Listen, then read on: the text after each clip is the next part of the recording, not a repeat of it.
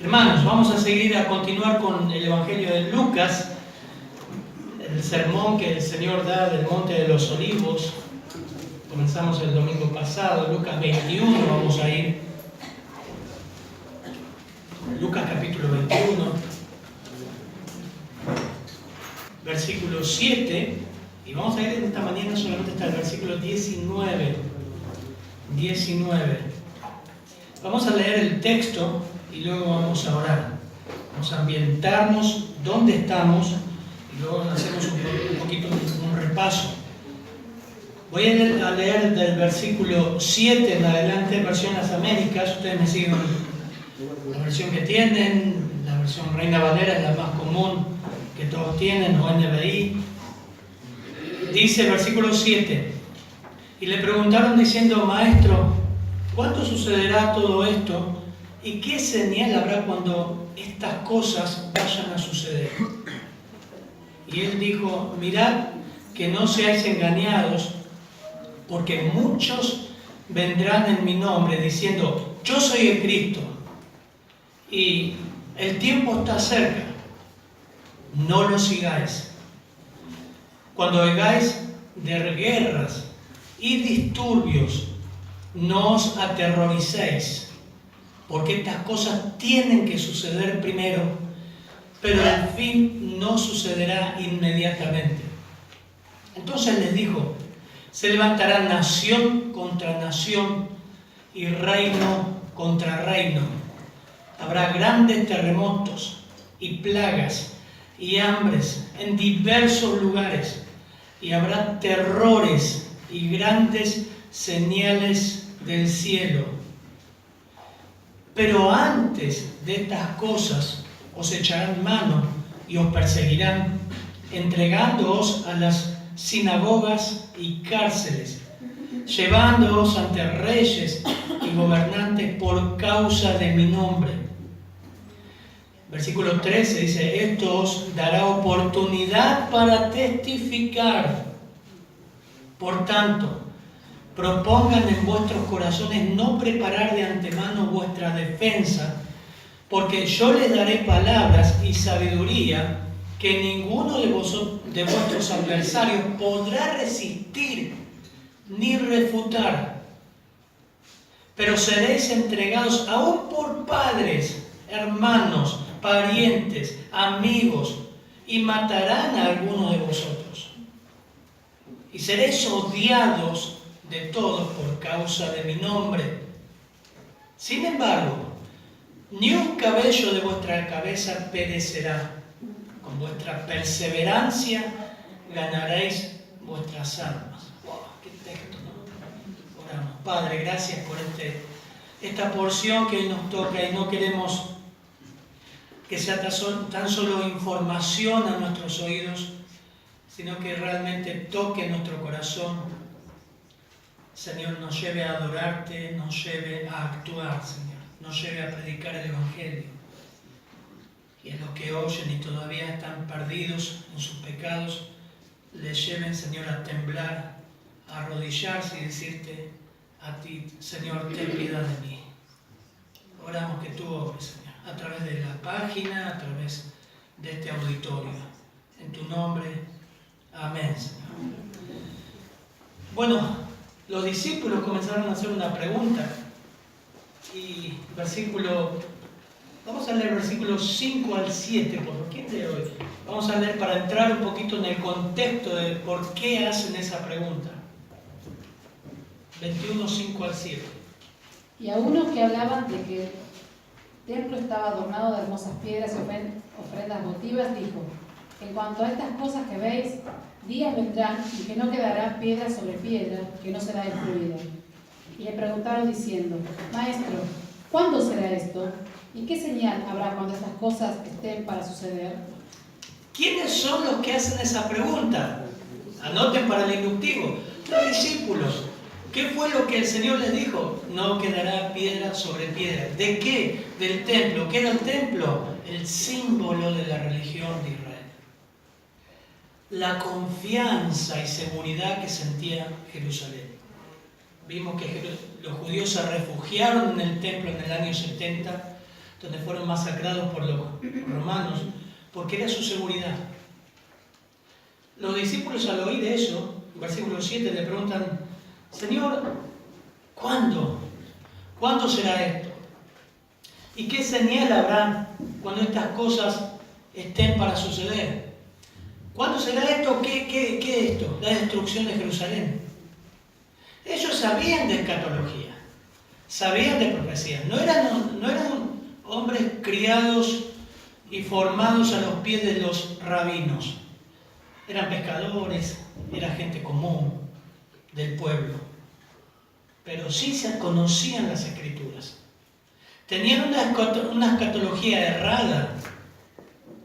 Ellos creían que al destruir el templo, el Señor iba a restaurar el reino y iba a comenzar a reinar en Jerusalén. Fíjense en Hechos 2, cuando el Señor resucita y asciende, los discípulos preguntan algo. ¿Qué es lo que preguntan? Señor, ¿restaurarás el reino ahora? No les toca a ustedes saber los tiempos y las sazones. Hechos capítulo 2. Hechos capítulo 1. Ahora, el Señor acá da en forma detallada un panorama escatológico, si bien es general, de las cosas que van a suceder desde que Él muere en la cruz y desde el primer juicio que comienza el año 70 hasta la venida de Cristo. Eso nos involucra a nosotros. Lo que les ruego, hermanos, a los que están acá y los que están escuchando, es que esto no solamente sea satisfacer curiosidades apocalípticas. ¡Wow! ¡Qué bueno saber todo esto y de los terremotos! Sino que pueda pegar en nuestro corazón las verdades que vamos a ver. Porque el Señor va a revelar el tiempo más oscuro que la humanidad va a vivir, que nunca se vivió. Y nada se le compara. Aspectos, eventos, yo había puesto que acompañan la venida de Cristo, no es que acompañan la venida de Cristo, preceden, están antes de la venida de Cristo. Este mensaje y el que viene va a hablar de este tema. Pero que el Señor pueda moldear nuestro corazón, que no solamente sea curiosidad, sino decir, Señor, ¿qué hago con esto? ¿Qué pasa con mi corazón? Algunos tratan de no hablar de escatología por todas las posturas que hay. Acá en la iglesia hemos tenido problemas con eso hace no mucho tiempo, pero la Biblia nos llama a hablar de escatología y hablar doctrinalmente e interpretar bien las Escrituras. Apocalipsis 1 al 3. El libro de Apocalipsis es la profecía más comprensiva de los últimos tiempos y empieza con un llamado a tal entendimiento, a prestar atención, y combina con una bendición. Hermanos, lo que vamos a ver ahora es la historia de la redención concluida desde Génesis hasta Apocalipsis. Y el Señor va a dar detalles. Apocalipsis capítulo 1, versículo 1 al 3, por favor.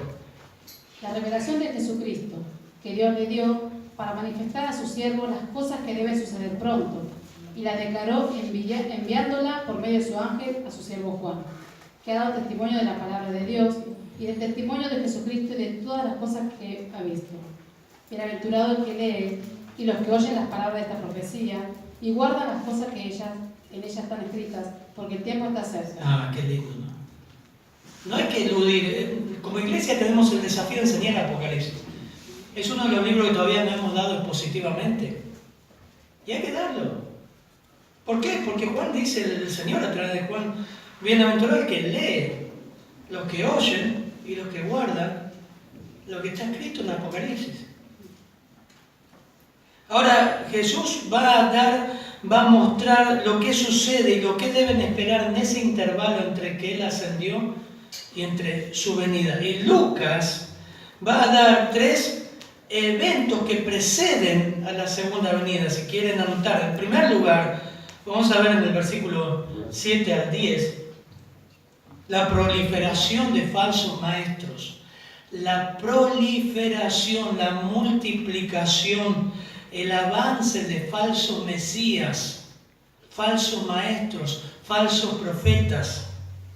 Versículos 10 al 11 vamos a ver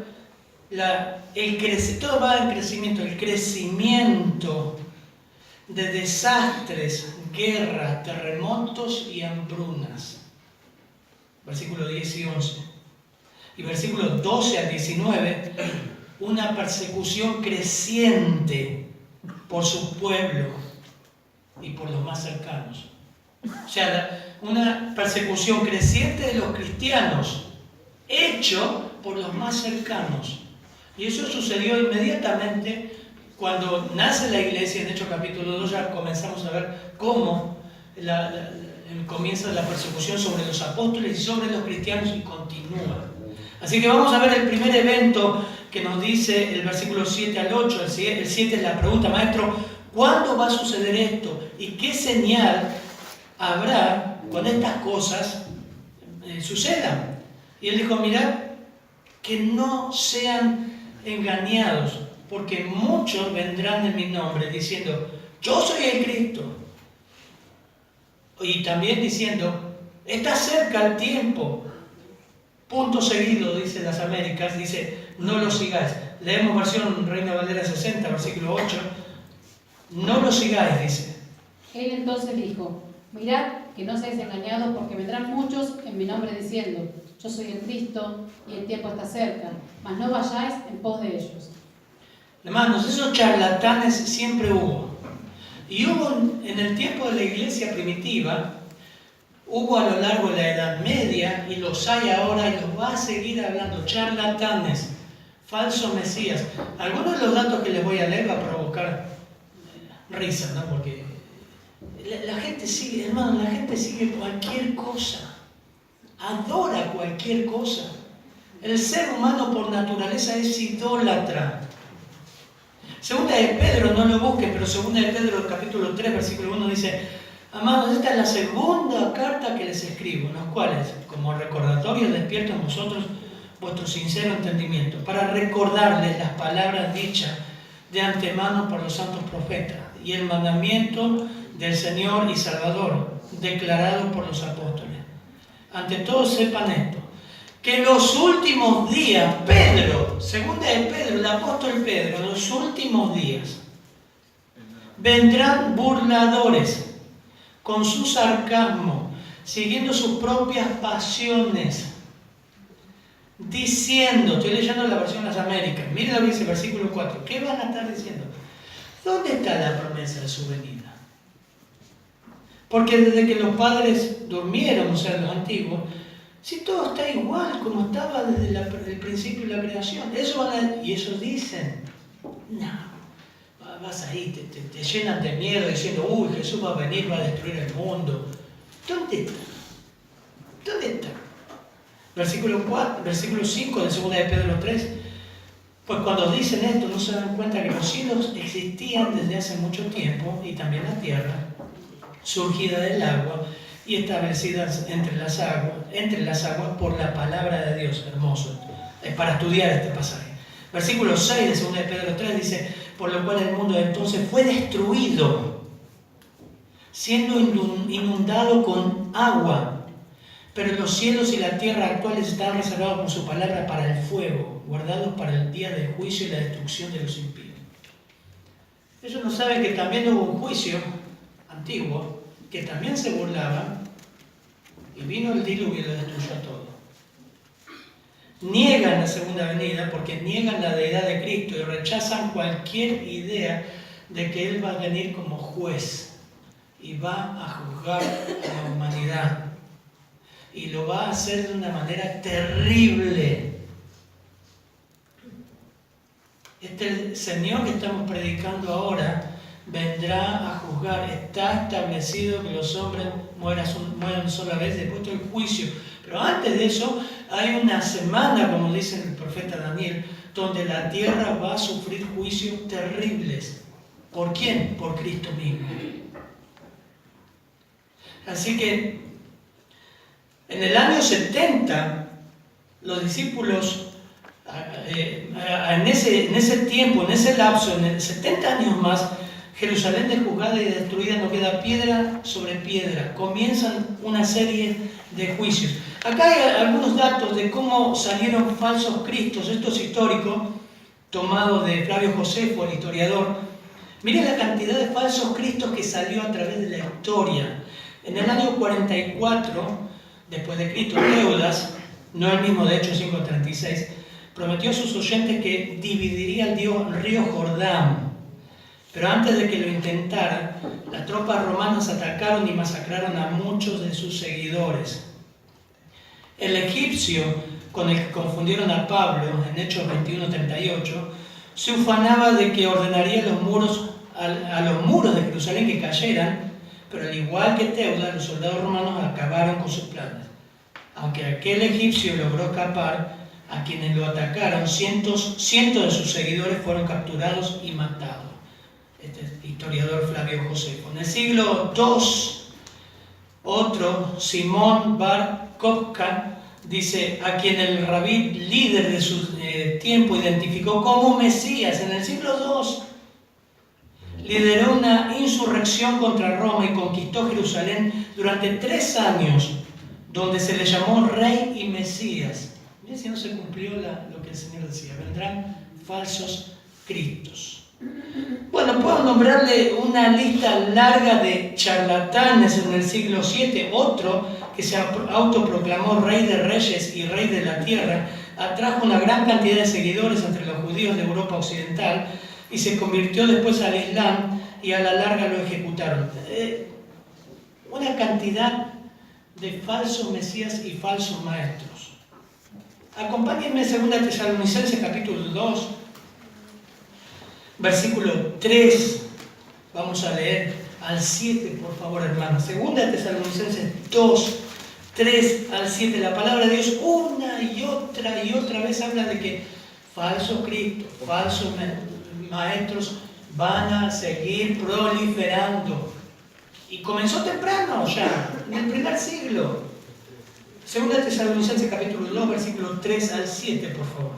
Nadie os engañe de ninguna manera, porque no vendrá sin que antes venga la apostasía y se manifieste el hombre de pecado, el hijo de perdición, el cual se opone y se levanta contra todo lo que se llama Dios y es objeto de culto, tanto que se sienta en el templo de Dios como Dios, haciéndose pasar por Dios. ¿No os acordáis que cuando yo estaba todavía con vosotros os decía esto? Y ahora vosotros sabéis lo que lo detiene, a fin de que a su debido tiempo se manifieste, porque ya está en acción el misterio de la iniquidad, solo que hay quien al presente lo detiene, hasta que él a su vez se ha quitado del medio. Bien, hermoso pasaje del apóstol Pablo en la segunda carta de los Tesalonicenses. Ya hay falsos cristos y el ministerio de iniquidad está frenado por alguien. ¿Quién? Dios, el poder de Dios lo detiene. Pero han salido y el llamado y la advertencia es la misma del Señor. Miren que nadie les engañe, hermanos. YouTube está lleno de cualquier porquería. No todo lo que brilla es oro. No creas todo. Fíjate si la palabra de Dios avala lo que está diciendo, si Él está predicando las Escrituras. Ese es el tema. Y la advertencia es una y otra vez. El Señor dice, miren, no sean engañados, no sigan esa gente. Estuvimos viendo en 2 de Timoteo, capítulo 2, falsos maestros entraron dentro de la iglesia, usaban vanas palabrerías para arrastrar, dice, lo posible a los discípulos. Una y otra vez, miren de no ser engañados. La oveja tonta, siempre lo decimos, el animal más estúpido que hay. No tiene defensa. Su defensa está cerca del pastor. El pastor duerme en la puerta. Vela por ella. Por eso debemos tener cuidado con lo que escuchamos. Si es realmente las Escrituras lo que se da. Pero el Señor va a venir y no hay duda de su regreso. Y estos falsos maestros lo niegan. Y niegan la deidad de Cristo. Cristo es Dios. Cristo es el Mesías. Cristo es el yo soy. Una y otra vez lo estamos declarando porque la Biblia lo dice. Él es el Mesías. Porque como el relámpago al fulgurar resplandece desde el extremo del cielo hasta el otro extremo del cielo, así será el Hijo del Hombre en su día. Volverá el mismo que crucificaron, de carne y hueso, pero glorificado, volverá. Lucas 12:35 dice, estén siempre preparados, mantengan las lámparas encendidas. ¿Se acuerdan cuando predicamos Lucas 12? Sed semejante a hombres que esperan a su Señor a que regrese de las bodas para abrirle tan pronto como llegue y llame. Dichosos aquellos siervos a quienes el Señor al venir halle velando. Les conté que hice la colimba, ¿no? En el puesto de guardia tenés que hacer guardia, no puedes dormirte. Y hablamos este pasaje, yo no lo recuerdo si fui yo o fue el pastor Cristian, pero la idea era velar, estar despiertos. Ya sea que vengan la segunda vigilia o la tercera y los halle así, dichosos son aquellos siervos.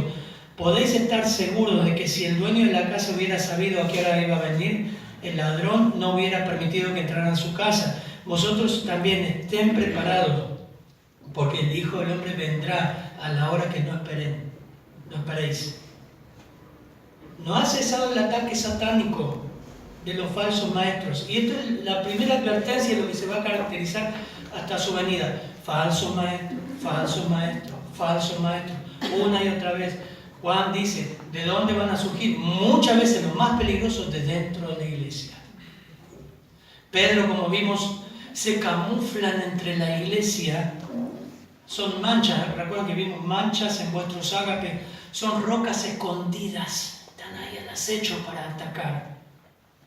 Ellos niegan la deidad de Cristo, niegan a Cristo, pero están ahí. Son manchas vuestros ágapes, o sea que vienen, comen, disfrutan de la comunión, pero son falsos maestros, están escondidos, en cualquier momento atacan. Eso no lo estoy inventando, lo que la Escritura dice.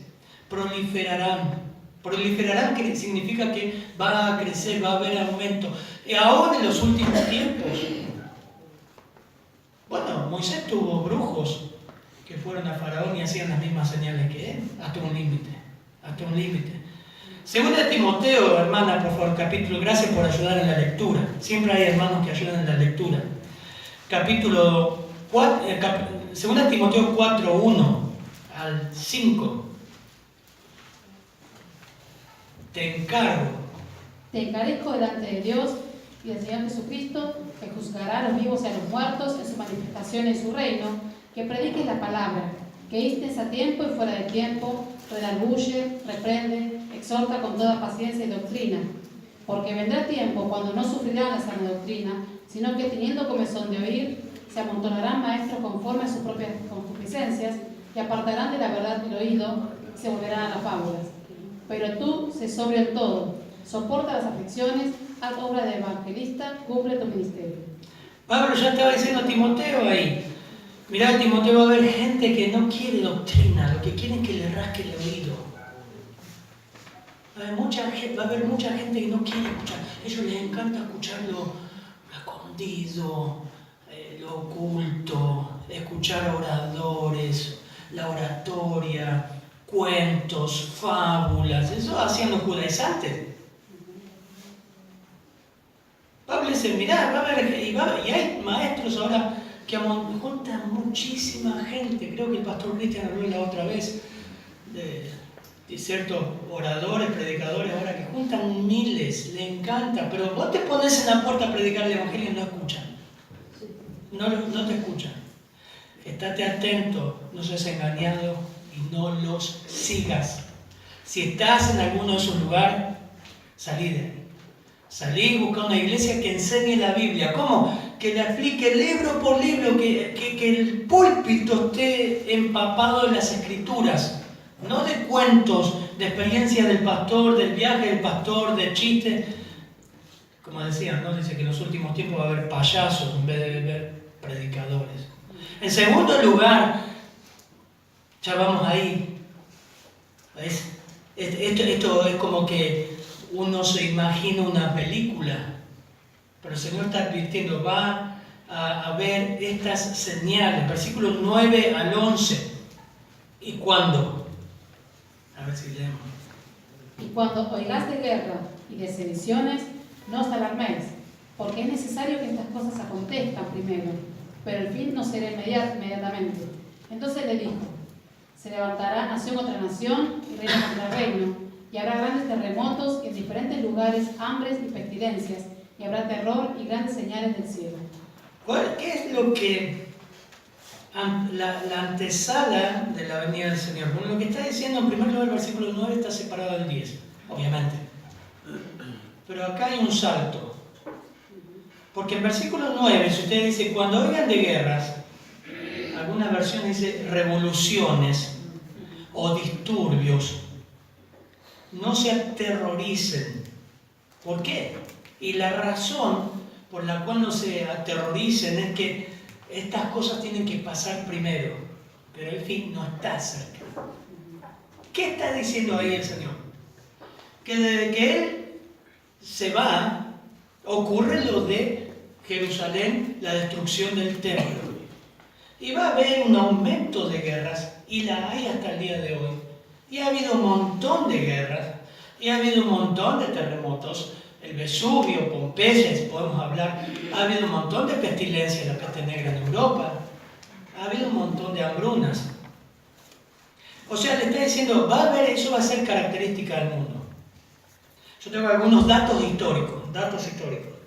Según algunos cálculos, hubo 70 guerras importantes antes de Cristo. 50 en los primeros 1000 años después de él. 100 entre los años 1000 y 1500. 250 guerras entre el 1500 y el 1800. Miren cómo va a ir aumentando. Miren, observen esto. 500 desde el 1800 en adelante.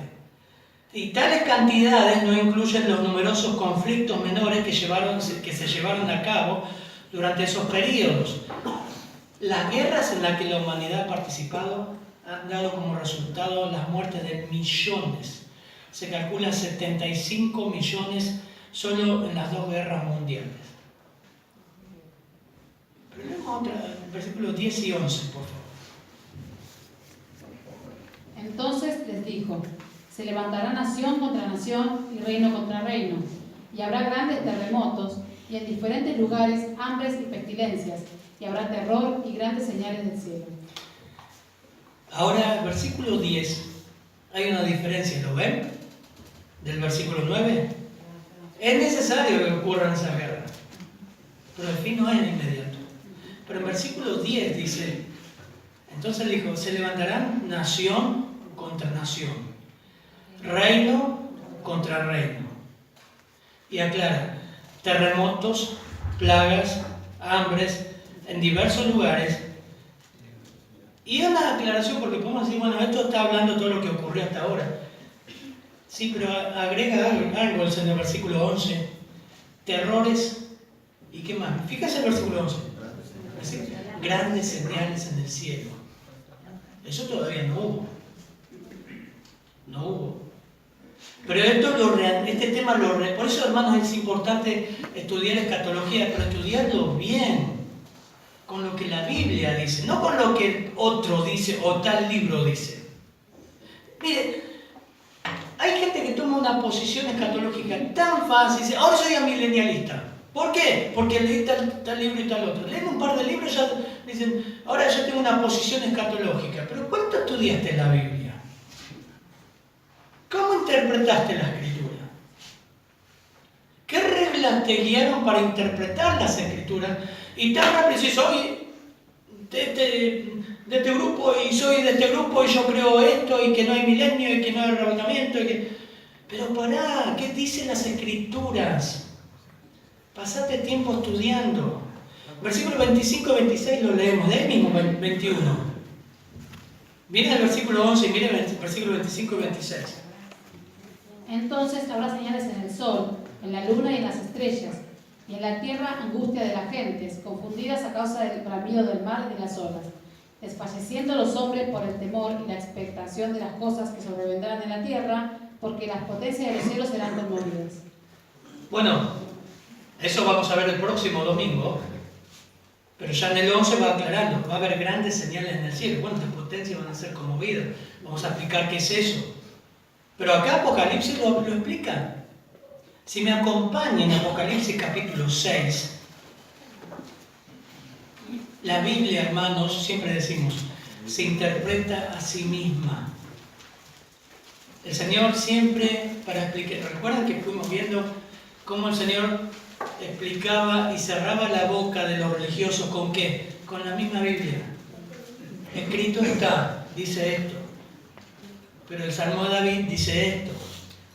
Bueno, Apocalipsis 6, versículo 1 al 8, por favor, hermano. Hoy hay para leer, pero hay que ver los pasajes que complementan este texto. 6, versículo 1 al 8. Vi cuando el Cordero abrió uno de los sellos y oí a uno de los 4 seres vivientes decir como con voz de trueno: ven y mira. Y miré, y aquí un caballo blanco, y el que lo montaba tenía un arco, y le fue dada una corona, y salió venciendo y para vencer. Cuando abrió el segundo sello, oí al segundo ser viviente que decía: ven y mira. Y salió otro caballo bermejo, y al que lo montaba le fue dado poder de quitar de la tierra la paz, que se matasen unos a otros, y se dio una gran espada. Cuando abrió el tercer sello, oí al tercer ser viviente que decía: ven y mira. Y miré, y aquí un caballo negro, y el que lo montaba tenía una balanza en la mano. Y oí una voz del medio de los 4 seres vivientes que decía: 2 libras de trigo por 1 denario, y 6 libras de cebada por 1 denario, pero no dañes el aceite ni el vino. Cuando abrió el cuarto sello, oí la voz del cuarto ser viviente que decía: ven y mira. Miré, y aquí un caballo amarillo, y el que lo montaba tenía por nombre Muerte, y el Hades le seguía, y le fue dada potestad sobre la 4ª parte de la tierra, para matar con espada, con hambre, con mortandad y con las fieras de la tierra. Wow. ¿Dónde ocurre esto y cuándo ocurre esto? Bueno, Daniel 9, solamente anoten la cita, yo lo tengo acá impreso, nos muestra que esto ocurre en la semana de la tribulación, en la mitad. Son 7 años de juicio. Lo vimos en la conferencia de escatología que tuvimos ahora 2 años. Y en mitad de esa semana, noten que Apocalipsis 6 dice que en este juicio se le concedió quitar la paz de la tierra. ¿Por qué? Porque ahora empiezan guerras como cuando nunca hubo. Daniel 9:26 dice: después de las 62 semanas el Mesías será muerto. Y no tendrá, será muerto y no tendrá nada. Y el pueblo del príncipe que ha de venir destruirá la ciudad y el santuario. Año 70. Su fin vendrá con inundación, aún hasta el fin habrá guerra. Las desolaciones están determinadas. Versículo 27 de Daniel 9. Y él hará pacto firme con muchos por 1 semana, pero a la mitad de la semana pondrá final al sacrificio y la ofrenda de cereal. Sobre el ala de abominaciones vendrá el desolador, hasta que una destrucción completa, la que está decretada, sea derramada sobre el desolador. Mitad de semana, o sea, mitad de esos 7 años comienzan estos juicios. Ahí nos ubicamos. Entonces dijo, se levantará nación contra nación, reino contra reino, pero va junto.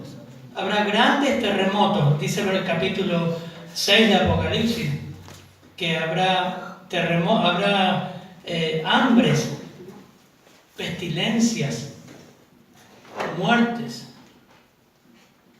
grandes terremotos. Miren, capítulo 16, versículo 12, hermana. 16 de Apocalipsis, ahí nomás. Se cumple esto, no solamente las guerras en esa semana, sino terremotos. El 6º ángel derramó su copa sobre el gran río Éufrates, y el agua de este se secó, para que estuviese preparado el camino a los reyes del oriente. Sí, hasta el 21, por favor. Y vi salir de la boca del dragón, y de la boca de la bestia, y de la boca del falso profeta, 3 espíritus inmundos a manera de ranas. Pues son espíritus de demonio, que hacen señales y van a los reyes de la tierra en todo el mundo, para reunirlos y a la batalla de aquel gran día del Dios Todopoderoso. He aquí, yo vengo como ladrón, bienaventurado el que vela y guarda sus ropas, para que no ande desnudo y vean su vergüenza. Y los reunió en el lugar en que en hebreo se llama Armagedón. El 7º ángel derramó su copa por el aire, y salió una gran voz del templo del cielo, del trono, diciendo: hecho está. Entonces hubo relámpagos y voces y truenos, y un gran temblor de tierra, un terremoto tan grande, cual no lo hubo jamás desde que los hombres han estado sobre la tierra. Y la gran ciudad fue dividida en 3 partes, y las ciudades de las naciones cayeron, y la gran Babilonia vino en memoria delante de Dios para darle el cáliz del vino del ardor de su ira. Y toda isla huyó, y los montes no fueron hallados. Y cayó del cielo sobre los hombres un enorme granizo, como del peso de un talento. Y los hombres blasfemaron contra Dios por la plaga del granizo, porque su plaga fue sobremanera grande. Sumamente grande. Bueno, todo esto es para ubicarnos en el versículo 10 y el versículo 11, que ya el Señor está hablando de los últimos tiempos. Versículo 9 te está diciendo, va a haber guerras. Las hubo. Pero en versículo 10 agrega, ya va a haber terrores y grandes señales en los cielos. La última guerra que ustedes ven en Apocalipsis 16 es Armagedón, cuando demonios seducen a los líderes y llevan a todos los ejércitos a pelear contra el Mesías en Jerusalén, al norte.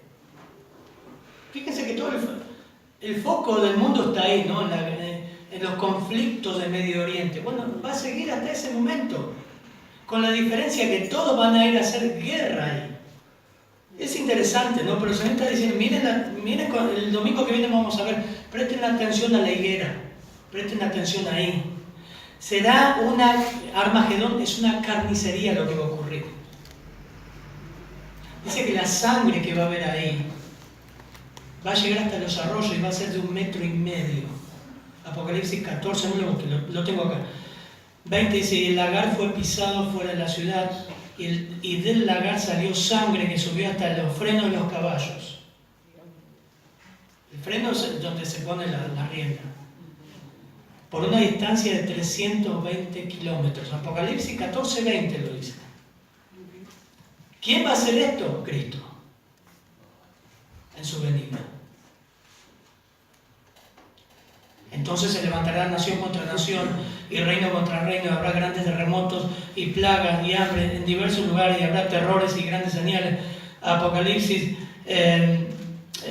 16, versículo 12 de Apocalipsis 6 nos dice, vi el Cordero, abrió el 6º sello y hubo un gran terremoto y el sol se puso negro, 6:12 al 17, como silicio hecho de cerda, y una luna, y toda la luna toda se volvió como sangre. Hermano, está viendo un eclipse, ahora dice, oh, la luna se volvió sangre, eso es lo que dice Apocalipsis. No es eso. Acá es donde la luna se vuelve sangre. Pero estamos hablando de la gran tribulación, a causa de los terremotos y los juicios que Dios va a dar sobre el mundo. No es la ecología, el mundo adora la ecología en vez de adorar al Creador.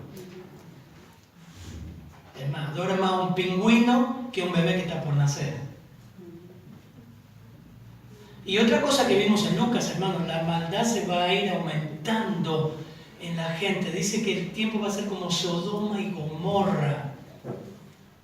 Eso habla de la característica de la gente.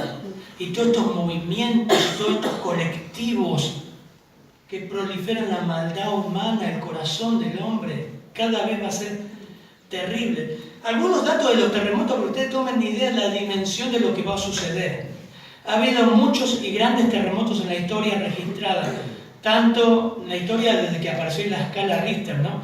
Tanto en magnitud como cuando víctimas mortales. Desde el invento de la escala Richter ha habido 35 que han tenido un registro de magnitud calculada en 8,5 o más. El sismo más fuerte registrado ocurrió en Chile en el año 1960 con una magnitud de 9,5. Una docena más de terremotos con magnitud de 8,5 o más han ocurrido también en Chile. El terremoto en Alaska, 1964, midió 9,2. El del 2004 en el Océano Índico, cerca de Sumatra, alcanzó 9,1. Fíjense que esa es la medición de los más grandes. Y tanto el terremoto en 1952 en la península cerca de Rusia como el del 2011 en el Océano Pacífico midieron 9,0. Los terremotos también han provocado pérdidas innumerables de vida humana. Un terremoto en China en 1556 mató 830.000 personas. Otro también en China en 1920 mató 275.000 seres humanos. Mientras que un tercer terremoto chino en el 1976, que algunos nacieron en esos años, causó 250.000 de víctimas. Y el terremoto de 2004 en Sumatra, mencionado anteriormente, mató a 230.000 personas, si recuerdan. Mientras que un sismo en 1923 en la región japonesa de Kanto cobró la vida de 140.000 personas. Los terremotos en Sicilia en 1908 y en Turkmenistán en 1948 y en Japón también mataron 100.000 individuos. Bueno, el terremoto afecta a un montón de población, pero miren Apocalipsis 6, 12 al 17, por favor, hermana. Dice, bueno, vi cuando el Cordero abrió el sexto sello y hubo un gran terremoto. Estoy en el Apocalipsis capítulo 6, versículo 12. Y el sol se puso negro como el silicio hecho de cerda, y la luna toda se volvió como sangre. Versículo 13 de Apocalipsis 6. Las estrellas del cielo cayeron a la tierra como la higuera deja caer sus higos verdes al ser sacudida por un fuerte viento. Y el cielo desapareció como un pergamino que se enrolla, y todo monte e isla fueron removidos del lugar. ¡Wow! El último terremoto de Chile dice que modificó la costa de Chile. Acá no va a quedar isla. Y los reyes de la tierra, versículo 15 de Apocalipsis 6, y los grandes, los comandantes, los ricos, los poderosos, como vemos en las películas, ¿no? Los más ricos, los más renombrados, los que tienen obras de arte, ¿no? Y todo siervo y todo libre se escondieron en las cuevas entre las peñas de los montes. No es difícil esto de imaginar, ¿no? Si ustedes ven Impacto Profundo, una de las películas que se hizo cuando cae el cometa, ¿dónde va la gente rica y la gente que sortea? A la montaña, un búnker le llaman. Interesante. Y decían a los montes y a las peñas, caed sobre nosotros y escondenos de la presencia del que está sentado en el trono y la ira del Cordero. Ellos saben que es juicio de Dios, porque ha llegado el gran día de la ira. Y dice, ¿quién podrá sostenerse? 16, hermana, ahora por favor. Ese fue grande, pero Apocalipsis 16 muestra el más grande. 16 al 18, por favor, al 21. Y los reunió en el lugar en que hebreo se llama Armagedón. El séptimo ángel derramó su copa por el aire, y salió una gran voz del templo del cielo del trono diciendo, hecho está. Entonces hubo relámpagos y voces y truenos, y un gran temblor de tierra, un terremoto tan grande, cual no lo hubo jamás desde que los hombres han estado sobre la tierra. Bien, la gran ciudad quedó dividida en 3 partes, dice el versículo 19. Y las ciudades de las naciones cayeron. La gran Babilonia fue recordada delante de Dios para darle el cáliz del vino del furor de su ira. Toda isla huyó, y los montes no fueron hallados. Y enormes granizos del peso de 34 a 40 kilos cayeron sobre los hombres. Y los hombres blasfemaron. Fíjense que aún así los hombres blasfeman contra Dios. Y va a haber predicación en ese tiempo. Por judíos. Hermanos, las condiciones del mundo se van a deteriorar, no por la ecología, sino por el juicio que Dios va a dar. Lo que queda, hermano, el futuro del mundo es terrible. Es terrible. Romanos 8:22 dice, sabemos que la creación entera gime a una y sufre dolor de parto hasta ahora. No solo ella, sino también nosotros mismos, que tenemos las primicias del Espíritu. Aún nosotros mismos gemimos en nuestro interior, aguardando ansiosamente la adopción como hijos, la redención de nuestro cuerpo. Qué lindo, ¿no? ¿Quién no desea ser redimido de este cuerpo? Estar con Cristo, muchísimo mejor. Amén. Pero este mundo no tiene esperanza. No dice lo mismo. ¿Saben, hermanos? Como iglesia estamos completamente convencidos, por eso es doctrina, que en la iglesia no va a pasar esto. El verdadero creyente ahora no... La iglesia no aparece de Apocalipsis, hoy hablábamos con el pastor Cristian, de Apocalipsis 4 a 19 no aparece. ¿Sabes dónde aparece la iglesia? La boda del Cordero. Ahora usted dice, bueno, pastor, pero eso no es suficiente argumento. Bueno, síganme a 1 Tesalonicenses. Y ya vamos al último punto. Pero es importante entender esto. El Señor está diciendo, estas señales van a preceder la venida. Estas señales. Va a ser un tiempo terrible. Pero Pablo en Tesalonicenses capítulo 1 versículo 10 dice, y enviar de los cielos a su Hijo, al cual resucitó de los muertos, que le libra.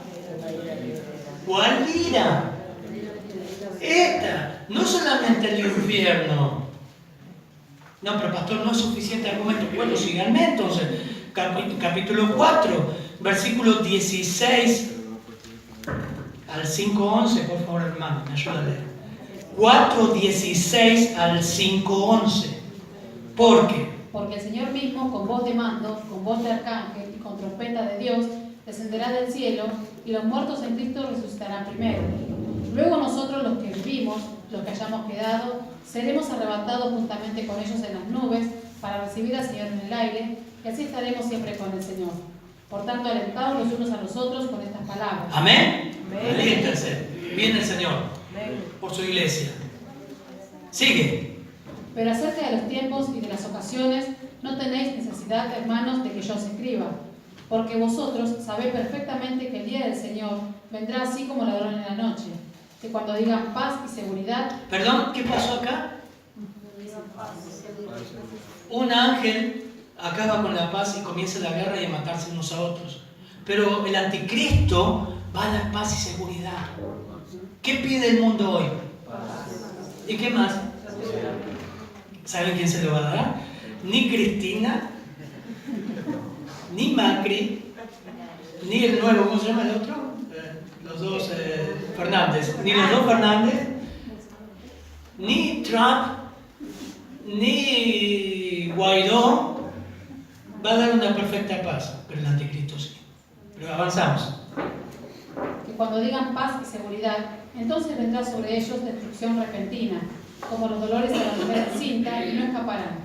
Mas vosotros, hermanos, no estáis en tinieblas, para que aquel día os sorprenda como ladrón.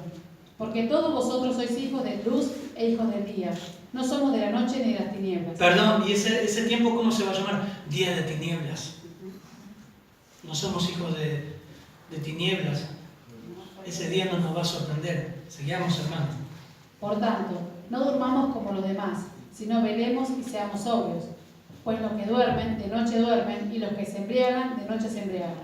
Pero nosotros, que somos del día, seamos sobrios, habiéndonos vestido con la coraza de fe y de amor, y con la esperanza de salvación como yelmo, porque no nos ha puesto Dios para ira, sino para alcanzar salvación por medio de nuestro Señor Jesucristo. ¿Para qué no nos ha puesto Dios?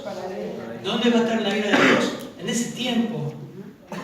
Y aclara, quien murió por nosotros para que ya seamos que velemos o que durmamos, vivamos siempre juntamente con Él. Por lo cual, animaos, hermanos, unos a otros, identificados unos a otros, así como lo hacéis. Es una convicción, una mirada clara que frente a todo esto terrible, terrible, que va a enfrentar la humanidad, terrible. Juicios, ustedes estudian, cuando estudiemos el domingo que viene, van a ver, va a ser muy triste ver la cuarta parte de la humanidad destruida, con los detalles que da. El Señor nos ha puesto. Eso es para la iglesia, no para alabar al Señor. Pero el Señor dice, no duerman, velen, no duerman. Y el quinto ángel, dice Apocalipsis 16:10, derramó su copa sobre el trono de la bestia, y su reino se cubrió de tinieblas, y se mordían de dolor sus lenguas. Dice en el tiempo de Apocalipsis, en tiempo de la tribulación, y blasfemaron contra el Dios del cielo por sus dolores y por sus úlceras, y no se arrepintieron de sus obras. Antes de pasar al último punto, quiero decirte, hoy es día de salvación. La gente va a ver todos sus juicios y no se van a arrepentir, no van a creer en Cristo. Va a haber salvos, La Biblia dice que va a haber salvos en la tribulación. Si oyeres hoy su voz, dice Hebreos 3, 6 al 7, no endurezcas tu corazón. Estás escuchando el Evangelio una y otra vez. El Señor viene y podés quedarte. Ese tiempo te puede sorprender si no has creído en Cristo. Salmo 51, no lo abran, pero es un hermoso salmo para que vos digas, bueno, pero pastor, ¿qué hago? ¿Qué hago? ¿Cómo lo hago? Bueno, arrodillate y decir, Señor, ten piedad de mí. Ten piedad de mí. En maldad fui formado, en pecado me concibió mi madre. Lávame y seré más limpio que la nieve. Purifícame. Arrodillate a Cristo y pedirle que te salve. Ahora. 12 al 19 leemos, pero antes de todas estas cosas, o sea, antes de que ocurra eso, el Señor dice, va a pasar algo, miren, le van a echar mano, lo van a perseguir, lo van a entregar a sinagogas, a cárceles, le van a llevar a reyes, a gobernadores. ¿Por qué? Por causa de mi nombre. Pero versículo 13 dice, les dará oportunidad para testificar. Por tanto, propongan en vuestros corazones no preparar de antemano vuestra defensa, porque yo les daré palabras y sabiduría, y ninguno de vuestros adversarios podrá resistir ni refutar. Pero seréis entregados por los padres, por los hermanos, por los parientes, por los amigos, y los matarán algunos de ustedes. Serán odiados de todos por causa de mi nombre. Este es tremendo, ¿no? Sin embargo, ni un cabello de vuestra cabeza perecerá. Con vuestra paciencia ganaréis vuestras almas. Bueno, la última señal no solamente son los desastres que van a ir en aumento, sino que la persecución también fue en aumento. Por supuesto, hubo un tiempo de mucha persecución y esto se cumplió, hermanos. Se cumplió. Ayer me decía alguien, dice, ¿por qué si el Señor ama a su iglesia permite que muera? ¿Por qué si el Señor ama al creyente permite que sea perseguido y muerto? Versículo 13, hermana, ¿qué dice? 13. Y esto os será ocasión para dar testimonio. ¿Por qué el Señor permitió persecución en la iglesia? Díganme. Esteban, lleno de gracia y de poder, hacía gracias, grandes prodigios y señales entre el pueblo. Entonces se levantaron uno de las sinagogas llamadas los libertos y los de Cirene, de Alejandría, de Cilicia, de Asia, disputando con Esteban, discutiendo, peleando. Versículo 10 de Hechos 6 dice, pero no podían resistir a la sabiduría y al espíritu con mayúscula con el que hablaba. ¿A qué se cumple? Ahí se cumple. Matan a Esteban, colocan sus ropas a pies de alguien. ¿De quién? Saulo. Y comienza una mayor persecución en la iglesia primitiva. Pero a medida que la iglesia era mayormente perseguida, eso está en Hechos capítulo 8, a medida que, Hechos 8:4, pero los que fueron esparcidos iban por todas partes anunciando el Evangelio. ¿Se cumplió o no se cumplió? Comienza y va a seguir hasta el tiempo de la tribulación. Hay datos escalofriantes, ¿no? Porque dice, bajo la Iglesia Católica Romana, que reemplazó al Imperio Romano como poder dominante durante la Edad Media, la persecución se volvió a desatar. Obvio que hay más datos de persecuciones, ¿no? Muchísimos de la historia. Pero dice, la persecución se volvió a desatar. Irónicamente, en esta ocasión la persecución contra los creyentes verdaderos vino de quienes se decían cristianos. Los horrores de la Inquisición, la masacre del día de San Bartolomé y el martirio de muchos creyentes fueron el epítome de los esfuerzos de la Iglesia Católica Romana por suprimir el Evangelio verdadero de Jesucristo.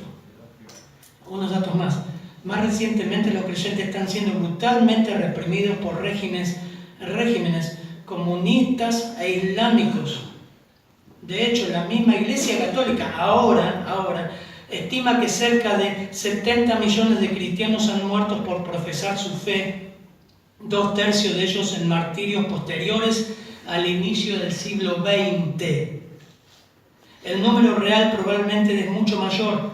Un periodista católico ha citado este artículo, dice, y a través de los siglos, si ustedes leen algunos testimonios ahora, las personas no paran de hablar de Cristo. En ese momento no paran de hablar de Cristo. Un padre de la iglesia, un apologista que se llamó Tertuliano, dijo: cegando nos sembráis, más somos cuanto derramáis más sangre. Más somos cuanto más nos matan, porque la sangre de los cristianos es semilla. Jesucristo dijo en Juan 15, 18: si el mundo les aborrece, saben que a mí me ha aborrecido antes que ustedes. Si fueran del mundo, el mundo amaría lo suyo.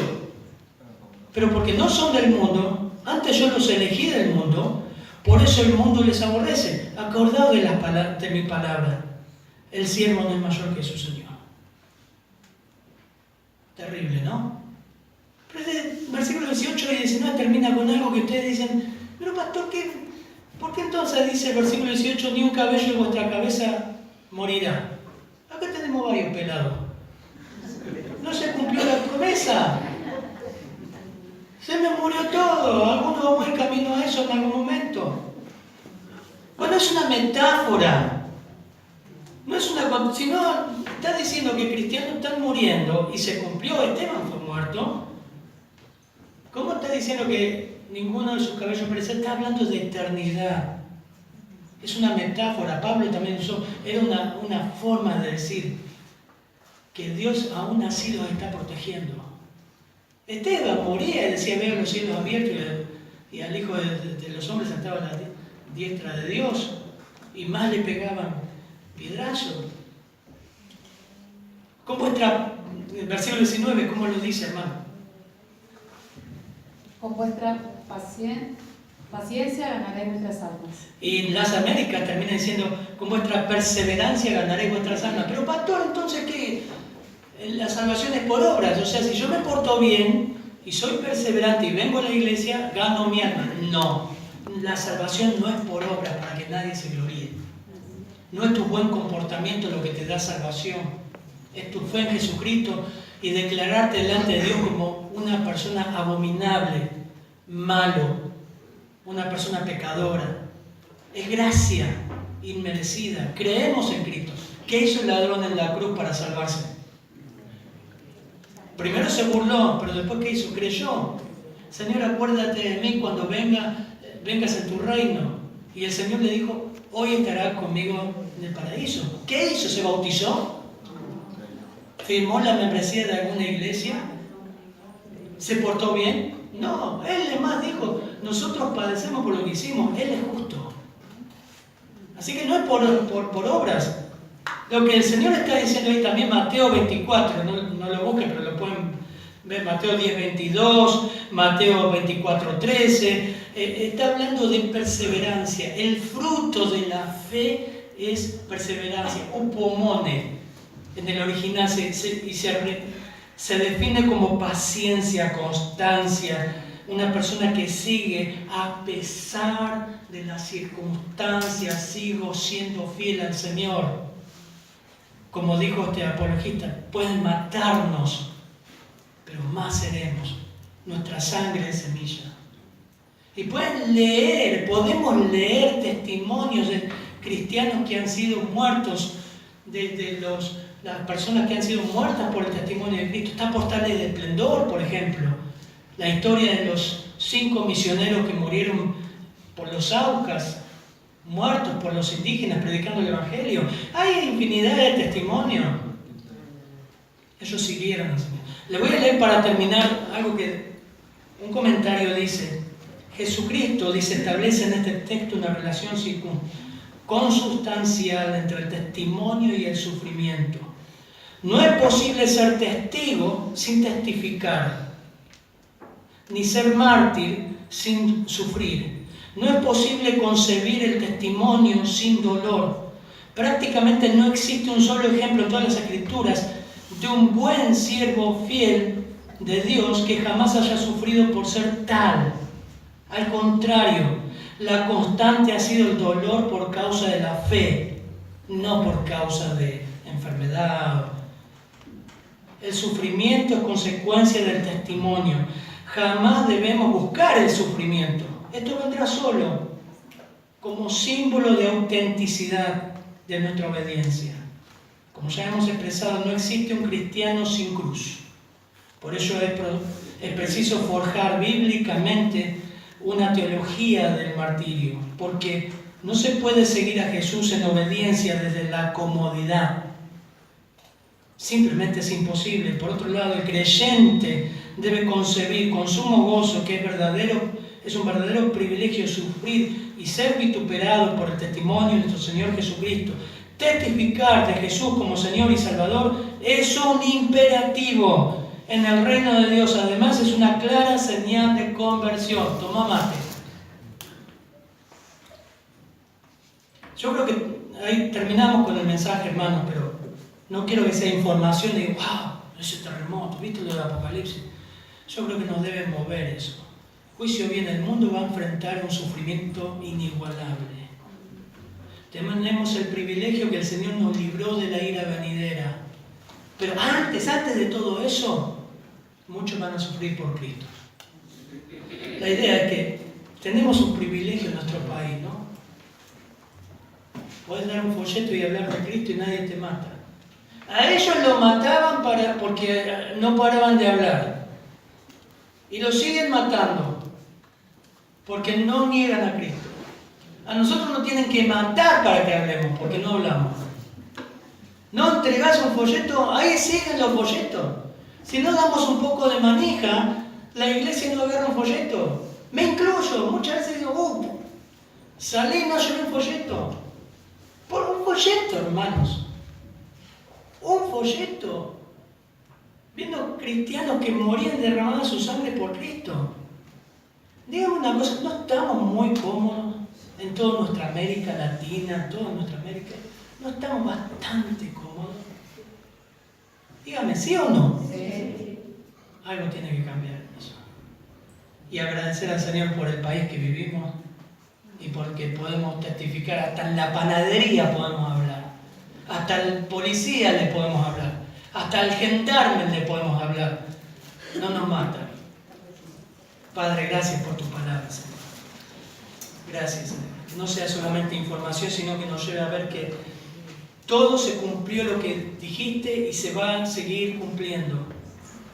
Horrenda cosa es caer en manos del Dios vivo. Oramos por los que están escuchando y todavía no se han, Señor, arrodillado delante de ti y dicho, Señor, sálvame, sálvame, Señor. Y como iglesia, Señor, ayúdanos a no ser como las 7 iglesias que hemos estudiado, algunas de ellas como la Odisea y otras iglesias cómodas, muertas. Ayúdanos a compartir la fe en Cristo. No tener miedo si nos vituperan en el trabajo o en la familia, Señor. Seguir insistiendo con el Evangelio. En tu nombre oramos. Amén, Señor.